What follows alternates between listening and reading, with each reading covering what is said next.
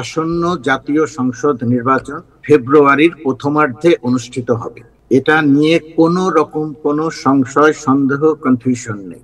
বিশেষ করে প্রবাসী ভাই বন্ধু যারা আছেন তাদের কাছে বিনীতভাবে অনুরোধ করি, আপনারা এই সমস্ত কোনো কথায় কান দেবেন না, বিভ্রান্তিতে কান দেবেন না।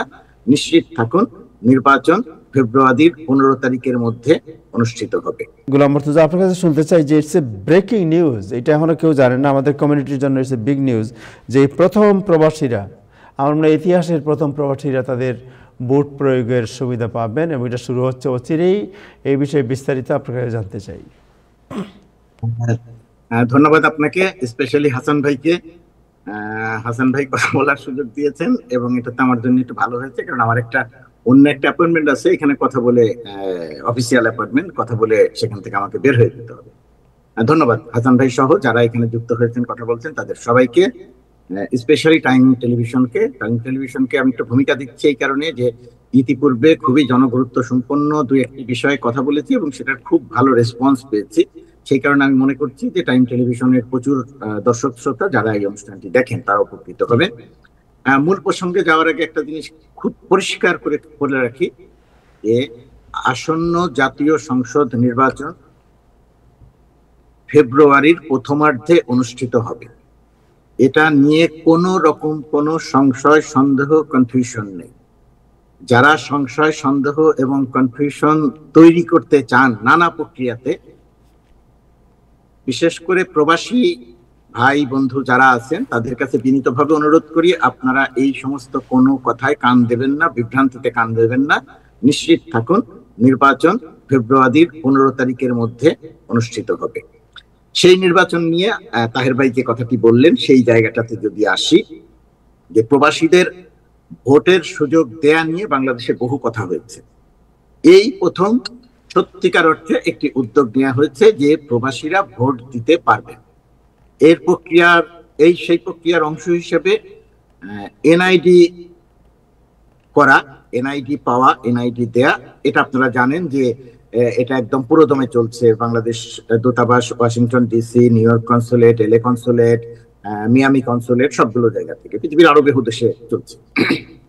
আজকে আমি কথা বলছি ওয়াশিংটন ডিসির আওতায়, ওয়াশিংটন ডিসি বাংলাদেশ দূতাবাসের আওতায় যে সমস্ত যুক্তরাষ্ট্র প্রবাসী ভোটার মানুষ আছেন, যারা এনআইডি ইতিমধ্যেই পেয়ে গেছেন, আগের ছিল অথবা নতুন পেয়েছে, তাদের ভোটার নিবন্ধন করার কার্যক্রমটা শুরু হচ্ছে যুক্তরাষ্ট্রের ওয়াশিংটন ডিসির দূতাবাসে 24 নভেম্বর থেকে 28 নভেম্বর। আবারও বলছি, 24 নভেম্বর থেকে 28 নভেম্বর, এই 4 দিন ভোটাররা, মানে যারা ভোট দিতে ইচ্ছুক, যারা বাংলাদেশের এনআইডি আগে ছিল অথবা নতুন পেয়েছেন, তাদের ভোটার নিবন্ধন করার প্রক্রিয়া চলছে। এই প্রক্রিয়া যুক্তরাষ্ট্র দূতাবাসের ওয়াশিংটন ডিসির যে দূতাবাস, তার আওতার যে ভোটাররা, তারা 24 নভেম্বর থেকে 28 নভেম্বর এই 4 দিন ভোটার নিবন্ধন করতে পারবেন। আমি রিপিট করছি যাতে অনেকে শুনছেন তাদের যাতে মনে থাকে বা যাতে বিষয়টি স্মরণ রাখতে পারেন। এই কারণে এখানে প্রথমে যে কাজটি করতে হবে, অ্যান্ড্রয়েড ফোনে প্লে স্টোর আর অ্যাপল ফোনের অ্যাপ স্টোর, যে কোনো একটিতে ঢুকে পোস্টাল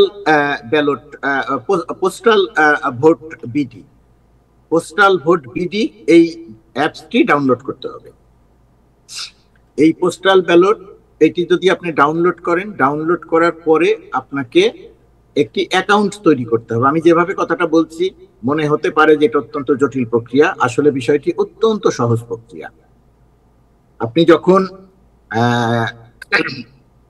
অন্য যে কোনো একটি অ্যাপ অথবা আপনি আপনার স্মার্ট ওয়াচ চালু করার জন্য যে প্রক্রিয়াতে একটি অ্যাপ ডাউনলোড করে কাজটি সম্পন্ন করেন, এই কাজটিও সেই রকমই সহজ, মোটেই এটা কঠিন কোনো বিষয় নয়। এইখানে লাগবে যেটা, আপনারা যখন এই অ্যাপসটা পূরণ করে আইডিটা ক্রিয়েট করতে যাবেন, তখন সেখানে জাতীয় পরিচয়পত্রের নাম্বার লাগবে, কপি লাগবে। সেটা আপনার স্মার্ট আইডি হোক, আর ওই আপনারা যেটা প্রিন্ট করে নিয়েছেন পূর্বের বা এখন যারা প্রিন্ট করে নিয়েছেন সেটা যে কোনোটা হলেই হবে, একটা কপি লাগবে, পাসপোর্টের কপি লাগবে। প্রবাসে অবস্থানরত অর্থাৎ আপনি যে যুক্তরাষ্ট্রে অবস্থান করছেন, যুক্তরাষ্ট্রের সঠিক ফোন নাম্বারটি লাগবে, ফোন নাম্বারটা চাইবে। মানে আপনি যে ঠিকানায় অবস্থান করছেন এবং আপনি চান যে ঠিকানাতে বাংলাদেশ থেকে নির্বাচন কমিশন থেকে আপনার ঠিকানায় পোস্টাল ব্যালট পাঠানো হবে, অবশ্যই অবশ্যই সেই ঠিকানাটি নির্ভুল করে লিখতে হবে। কোনো কারণে যদি আপনি সবকিছু ঠিক করলেন কিন্তু ঠিকানা ভুল লিখলেন, তাহলে আপনার ঠিকানায় পোস্টাল ব্যালট পৌঁছাবে না। এটা একদম আপনাকে মনে রাখতে হবে। এইটি হচ্ছে মোটামুটি ভাবে একটি প্রক্রিয়া। আর আপনি যখন অ্যাপসটি ডাউনলোড করে ফেললেন, অ্যাকাউন্টটা তৈরি করে ফেললেন, সেই জায়গাতে আপনি যখন রেজিস্ট্রেশন করতে যাবেন, রেজিস্ট্রেশন করতে গেলে আপনি এই যে স্মার্টফোনে, অধিকাংশ ফোনে, অ্যাপলে তো বটেই, যে আপনার একটা ফেস আইডি যখন আপনি ক্রিয়েট করতে চান, তখন আপনাকে একটা ছবি তুলতে হয়, একটা সেলফি তুলতে হয়, মাথায় যেইভাবে ঘুরিয়ে এইভাবে করে একটা ছবি তুলতে হয়। ঠিক একই প্রক্রিয়াতে এইখানেও আপনার ছবি চাইবে, এটা আপনি দেখলেই বুঝবেন। আপনি সেইভাবে করে একটা ছবি তুলবেন, সেলফি তুলবেন। তারপরে আপনার পাসপোর্টের তথ্য লাগবে। এই আমি শুধু সতর্ক করি এই জায়গাটিতে, আমরা অনেকে কাজের মধ্যে থাকি, অনেকের হাতে সময় কম থাকে, অনেকে অন্যের উপরে নির্ভর করি। সেটা না করে আপনার হাতে যে ফোনটি আছে, যে ডিভাইসটি আছে, সেটিতে যদি আপনি নিজের কাজটি নিজে করেন, তাহলে ভুল হওয়ার সম্ভাবনা কম থাকে। আপনাকে পাসপোর্টের তথ্যগুলো সঠিকভাবে দিতে হবে। পাসপোর্টের এখানে আপনার নাম চাইবে, সারনেম চাইবে, গিভেন নেম চাইবে, পাসপোর্টের নাম্বার চাইবে, এগুলো আপনাকে একটু ঠিক করে লিখতে হবে। আপনি যে ঠিকানায় ব্যালট পেতে চান, আবারও বলি, ওই ঠিকানাটা সঠিকভাবে লিখতে হবে। এই কাজটি সম্পন্ন করলে আপনার একটা টিক চিহ্ন আসবে যে আপনার নিবন্ধন প্রক্রিয়াটি সম্পন্ন করা হয়েছে। এটা যদি আপনি করেন, তাহলে আপনি আপনার ঠিকানায় ব্যালট পেপার পেয়ে যাবেন এবং আপনি পোস্টাল ব্যালটে আসন্ন জাতীয় সংসদ নির্বাচনে ফেব্রুয়ারির 15 তারিখের মধ্যে যে নির্বাচনটি অনুষ্ঠিত হবে, সেই নির্বাচনে ভোট দিতে পারবেন। পোস্টাল ব্যালটে ভোট দেয়া আর সশরীরে ভোট দেওয়ার মধ্যে এখানে আরেকটা তথ্য বলে রাখি। ধরুন আপনি অবস্থান করছেন নিউ ইয়র্কে, আপনি নিউ ইয়র্কের যে ঠিকানাতে আছেন, সেই ঠিকানাটিতেই আপনি ব্যালট পেপার পেতে চান, সেখান থেকেই আপনি ভোট দিতে চান, তাহলে কোনো সমস্যা নেই, আপনি নিবন্ধন করুন। আর আপনি যদি মনে করেন যে আপনি ঢাকার একটি অঞ্চলের বাসিন্দা, আপনি এখন নিউ ইয়র্কে আছেন, আপনি ওই নির্বাচনের সময় ঢাকায় এসে ভোট দিতে চান, অথবা বাংলাদেশের অন্য কোনো অঞ্চলের ভোটার, আপনি সেখানে এসে ভোট দিতে চান, তাহলে আপনি এই নিবন্ধনটি করবেন না। আপনি যদি একবার এই নিবন্ধনটি করে ফেলেন, তাহলে কিন্তু আর সশরীরে এসে ভোট দিতে পারবেন না। এই জায়গাটিতে একটু সতর্ক থাকবেন। তো এই প্রক্রিয়াগুলো সম্পন্ন হয়ে গেলে একজন কি বলবো যে প্রবাসী বাংলাদেশি, তিনি পৃথিবীর যে কোনো দেশেই যে কোনো জায়গাতেই অবস্থান করছেন, তিনি ভোট দিতে পারবেন। আর আমি এখন কথা বলছি পোস্টাল ব্যালট যুক্তরাষ্ট্রের 24 থেকে 28, নিউ ইয়র্কে, ওয়াশিংটনে বাংলাদেশ দূতাবাসের যে কার্যক্রম, সেটার কথা। এই জায়গাটিতে একটি বিষয় আরেকটু জানিয়ে রাখি, যে আগেও বলেছিলাম যে আপনারা যারা ভোট দেবেন পোস্টাল ব্যালটে, তারা আপনার প্রার্থীর নামটা জানতে পারবেন না, কারণ এই ব্যালট পেপার গুলো ছাপানো হচ্ছে অনেক আগে। বাংলাদেশের নির্বাচন প্রক্রিয়ায় প্রার্থীর নাম সংযুক্ত করা ব্যালট পেপার যদি পৌঁছতে হয়, তাহলে সেটা অনেক দেরি হয়ে যাবে এবং পোস্টালে যাওয়া আসা অনিশ্চিত হয়ে যাবে। সেই কারণে এই প্রবাসীরা যে পোস্টাল ব্যালটে ভোট দেবেন, ওই ব্যালটে শুধুমাত্র প্রতীকের চিহ্ন থাকবে। এই প্রতীকের চিহ্ন দেখে প্রতীককে ভোট দিতে হবে, আপনারা ওই প্রতীককে ভোট দিতে পারবেন। এবং সেই আপনাদের কাছে যে ব্যালট পেপার যাবে, যে খাম যাবে, সেই খামের ভেতরেই আবার একটা ফিরতি খাম যেটা, সেটা দেয়া থাকবে। আপনারা সেই খামটি খুলবেন যত্ন সহকারে, খুলে আপনারা ব্যালটে ভোট দেবেন। ভোট দিয়ে আবার সেটাকে বন্ধ করে, যে ফিরতি খাম যেটা, সেটা বন্ধ করে নির্বাচন কমিশনের ঠিকানা উপরে লেখাই আছে, ওই ঠিকানা অনুযায়ী আপনারা পাঠিয়ে দিবেন। এই যে প্রক্রিয়াটির কথা আমি বললাম, এই প্রক্রিয়াটি ওয়েবসাইট গুলোতে দেয়া আছে। নিউ ইয়র্কের কনসুলেটের ওয়েবসাইটে দেয়া আছে, বাংলাদেশ দূতাবাস ওয়াশিংটন ডিসির ওয়েবসাইটে দেয়া আছে, মিয়ামি কনসুলেটে দেয়া আছে, এলএ কনসুলেটে দেয়া আছে। আপনাদের কাছে খালি বিনীতভাবে একটু অনুরোধ করি যে আপনারা এটি একটু মনোযোগ দিয়ে পড়বেন, পড়লে একদম পানির মতো পরিষ্কার হয়ে যাবে, কোথাও কোনো কনফিউশন থাকবে না। প্রযুক্তিগত কোনো সমস্যা হওয়ার কথা নয়। যদি কোনো সমস্যা হয় তাহলে আমার চেয়ে আমি বা আপনি কি করি, আমার চেয়ে যিনি একটু ভালো বুঝেন আমরা তার সহায়তা নিই। আর যে এখানে যে আপনি আইডি ক্রিয়েট করবেন সেখানে যে পাসওয়ার্ডের ব্যাপারটি থাকবে সেটার ব্যাপারে সতর্ক থাকবেন, সেটা কারোর সঙ্গে শেয়ার করবেন না। পাসওয়ার্ডটি তুলনামূলকভাবে অনেক স্ট্রং পাসওয়ার্ড, যেটা আমরা যে কোনো আইডি করতে গেলে আমাদেরকে বলে যে স্ট্রং পাসওয়ার্ড দিন, একটি স্ট্রং পাসওয়ার্ড দিন। পাসওয়ার্ডটি যাতে মনে রাখতে পারেন, দরকার হলে লিখে রাখেন বা কিছু একটা করেন, সেটা আপনার ব্যাপার। এটা করে রাখেন, সেটা কারোর সঙ্গে শেয়ার করবেন না। নিজের কাজটি নিজে করে। আমরা যে কোনো রকমের সেবা দেওয়ায় প্রস্তুত আছি, আমাদের একটা সীমাবদ্ধতা আছে। সেই সুযোগে কথাটা বলে রাখি যে আমাদের দূতাবাসের বিরুদ্ধে এখন যে অভিযোগটি আছে প্রবাসীদের, সেই অভিযোগটি হচ্ছে যে ফোন কেউ ধরে না, অথবা ফোন ধরলেও তথ্য পান না।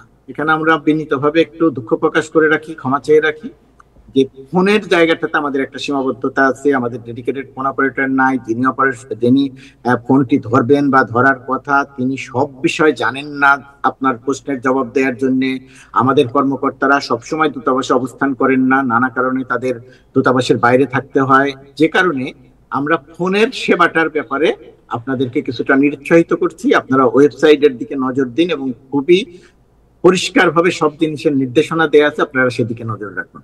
যুক্তরাষ্ট্রেও কিন্তু আমরা খুব সহজে ফোনের সেবা পাই না। যে কোনো একটা ব্যাংকেও ফোন করতে গেলে অনেক জটিল একটা প্রক্রিয়া মেনটেন করে যেতে হয়। এই ফোন করে তথ্য জানা, এই দিকে মনোযোগ না দিয়ে আমি প্রবাসীদের কাছে বিনীতভাবে অনুরোধ করব যে আপনারা একটু ওয়েবসাইটে যান, ওয়েবসাইটে গিয়ে সমস্যাটার সমাধান করেন। সেখানে গিয়ে যদি সমাধানটা না পান, সেখানে অভিযোগের জায়গা আছে, নিচেই লেখার জায়গা আছে, আমরা সেগুলো মনিটর করব প্রতিনিয়ত। আপনাদের যে অভিযোগগুলো থাকবে সেগুলোকে আমরা অ্যাড্রেস করার চেষ্টা করব। আমার ধারণা যে আমি পরিষ্কার করে বলতে পেরেছি। তারপরেও যদি তাহের ভাই আর কোনো প্রশ্ন থাকে তাহলে করলে, অথবা এখানে যারা আছেন তাদের যদি আরো। আমার একটি প্রশ্ন রয়েছে। জি, আপনি একজন সংবাদকর্মী, আমরা জানি পেশাদার সংবাদকর্মী, যার কারণে সবকিছু এত সুন্দর করে গুছিয়ে বলেছেন যে এখানে আর কোনো প্রশ্ন করার কোনো ব্যাপার থাকে না। তো আমরা এখানে দুটি বিষয় আমার কাছে খুব মনে হয়েছে বলা দরকার। সেটা হলো যে কোনো কারণে আমি প্রবাসী থেকে অনলাইনে সম্পূর্ণ ফিল আপ করলাম, আমি কনফিডেন্ট হলাম যে ওকে সব কাজ কমপ্লিট। কোনো কারণে আমার ওই নির্দিষ্ট ঠিকানায় সে ব্যালট পেপার আসলো না, সেক্ষেত্রে আমি কি করব? এটা একটি প্রশ্ন। আর আপনি অলরেডি বলেছেন যে কারো কোনো অভিযোগ থাকলে সে ওয়েবসাইটে নিচে সে তার কমপ্লেনের কথা লিখতে পারে, অর্থাৎ কোনো অসুবিধা হলো কিনা। কিন্তু অসুবিধা হলো কিনা সেটা আমি লেখার পরে সেটার ওয়েবসাইট থেকে বা কোনোভাবে আমি কি জানতে পারবো কিনা যে আমার কথাটা এমবাসি বা বাংলাদেশ সরকার পর্যন্ত পৌঁছলো কিনা। আরেকটি বিষয় সেটা হলো যে আপনি খুব চমৎকার ভাবে বলেছেন যে একজন আরেকজনের সাহায্য নিয়ে দরকার হলে ফিল আপ করবো এবং কোনো প্রয়োজন হলে সেটাকে ম্যাচিউরলি যেন সেটা থাকে। মানে এমবাসি সীমাবদ্ধতার কথা আপনি বলেছেন যে ফোন না ধরা, সবকিছুর অর্থে ফোনটা না পাওয়া। তো আমি বলবো যে এমবাসি থেকে যদি কোনো কারণে এই সহযোগিতাটা দেওয়া হয় যে প্রবাসীরা প্রয়োজনে ফোন করে সহযোগিতা নিতে পারে, তাহলে আমার মনে হয় ভালো হয়। জি, আপনার বিষয়টি আপনাকে অনেক ধন্যবাদ। এই কথাটা আমি আর বাড়াচ্ছি না। আমি বিবেচনায় থাকলে আমি আমাদের অফিসে বিষয়টি আলোচনা করব। তবে আমি আবারও বলি যে এই ভোটার নিবন্ধন প্রক্রিয়াটি যেহেতু একটি, আপনি অ্যাপ স্টোর থেকে অথবা গুগল প্লে স্টোর থেকে অ্যাপটা ডাউনলোড করবেন। সাধারণত এই ধরনের অ্যাপ ডাউনলোড করে যদি একটি কোনো কিছুর রেজিস্ট্রেশন প্রক্রিয়া সম্পন্ন করতে হয়, সাধারণত কোনো সমস্যা হয় না। এবং মোটামুটি ভাবে যারা স্মার্টফোন ব্যবহার, তো সবাই ইনফ্যাক্ট স্মার্টফোন হয়েছে, আপনারা যারা আছেন তাদের কেউই আমার মনে হয় না যে স্মার্টফোন ছাড়া অন্য কোনো ফোন ব্যবহার করে। এবং এখানে কিন্তু আরেকটা তথ্য দিয়ে রাখি, বলে তো এটা ব্যবহার করবেন, আমার মনে হয় না কোনো সমস্যা হবে। আর সেটা সমস্যা হলে নিশ্চয়ই সমাধানের কোনো না কোনো পথ পাওয়া যাবে, 1 নাম্বার। 2 নাম্বার হচ্ছে একটি ডিভাইস থেকে, ধরুন আপনার হাতে যে ডিভাইসটি আছে, এই একটি ডিভাইস থেকে আপনি কিন্তু একজনের রেজিস্ট্রেশনই করতে পারবেন। একটি ডিভাইস থেকে আপনি কিন্তু অনেকের রেজিস্ট্রেশন করতে পারবেন না। সুতরাং যার ফোন থেকে সে রেজিস্ট্রেশন করবে। Alright, thank you so much. So এটা কি আপনি যেটা বলছেন যে 24 থেকে 28 তারিখ পর্যন্ত পোস্টাল ব্যালট ডাউনলোড করে পোস্টাল ব্যালটের নাম রেজিস্ট্রি করতে পারবেন, ভোটার রেজিস্ট্রেশন করতে পারবেন। বাট এটা কি পুরো যুক্তরাষ্ট্রের সব কনসুলেট বা পুরো যুক্তরাষ্ট্রে যারা বাসিন্দা বা নর্থ আমেরিকাতে যারা আছেন, কানাডা সহ পুরো যুক্তরাষ্ট্রের আমাদের ওয়েবসাইটে দেয়া আছে, নিউ ইয়র্ক সবগুলো কনসুলেটের ওয়েবসাইটে দেয়া আছে কোন কোন জায়গায় কত থেকে কত, এটা আমরা একটু ভাগ ভাগ করেছি সুবিধার জন্য।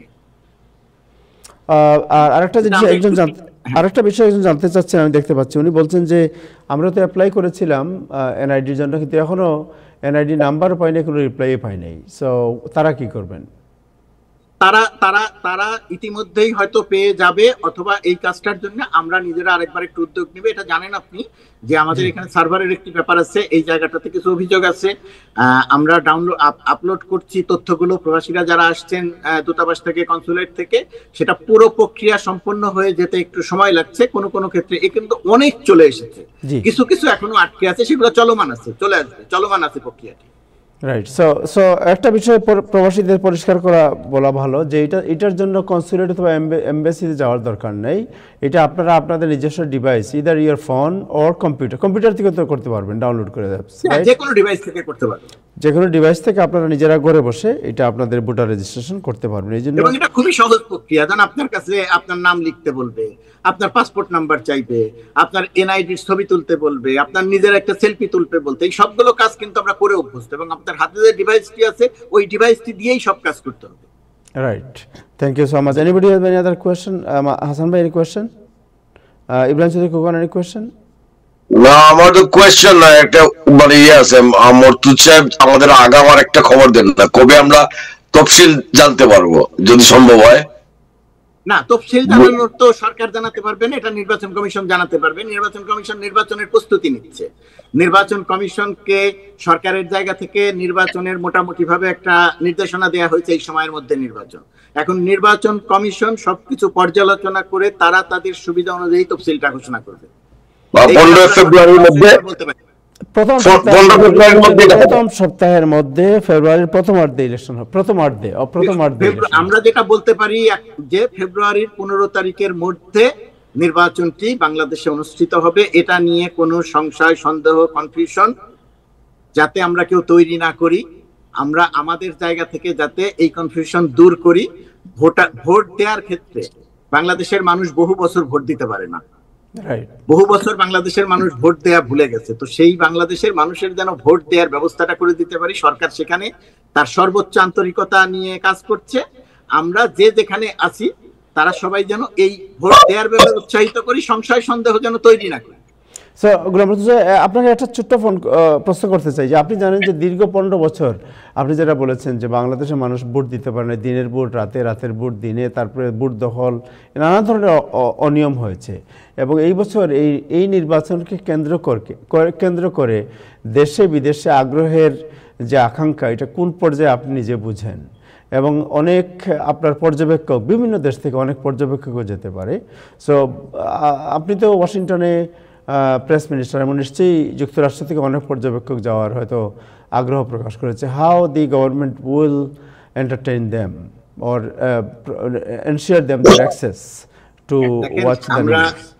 আমরা বর্তমান সরকারের নীতি, বর্তমান সরকার যেদিন থেকে দায়িত্ব নিয়েছে তার পরের দিন থেকে নীতি, যখন বর্তমান সরকারকে কেন্দ্র করে, যখন 5 আগস্টের গণ অভ্যুত্থানকে কেন্দ্র করে, যখন বিশেষ করে ভারতীয় মিডিয়া যখন গুজব ছড়ানো শুরু করে, ভারতীয় মেইনস্ট্রিম মিডিয়া এবং সোশ্যাল মিডিয়া, অনলাইন মিডিয়া যখন গুজব ছড়ানো শুরু করে, তখন বাংলাদেশ সরকারের অন্তর্বর্তীকালীন সরকারের প্রধান উপদেষ্টা ডক্টর মোহাম্মদ ইউনূস প্রকাশ্যে ঘোষণা দিয়েছিলেন প্রবাসী সাংবাদিকরা ভিসা চাইলেই ভিসা পাবেন, ইনক্লুডিং ভারত।